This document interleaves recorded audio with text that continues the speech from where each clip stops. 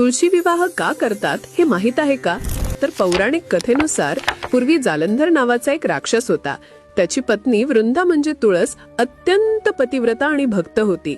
तिच्या पतिव्रतेच्या शक्तीनं जालंधराला कोणीही पराभूत करू शकत नव्हते.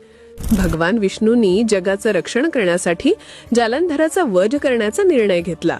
वृंदेच्या पतिव्रतेचा नाश करण्यासाठी विष्णूंनी जालंधराचं रूप धारण केले आणि वृंदेची परीक्षा घेतली.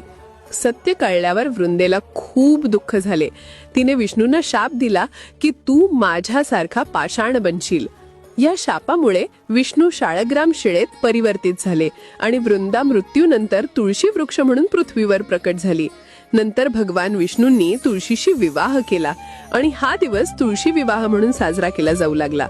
त्या दिवसापासून दरवर्षी तुळशी आणि विष्णूचा विवाह लावला जातो आणि यानंतरच सुरू होतात सगळी शुभ कार्य, लग्न, मुंज, गृहप्रवेश.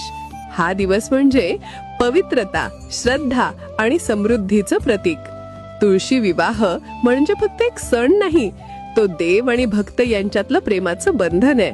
तर तुम्हीही या दिवशी तुमच्या तुळशी मातेचा विवाह लावता का? कमेंट मध्ये नक्की सांगा.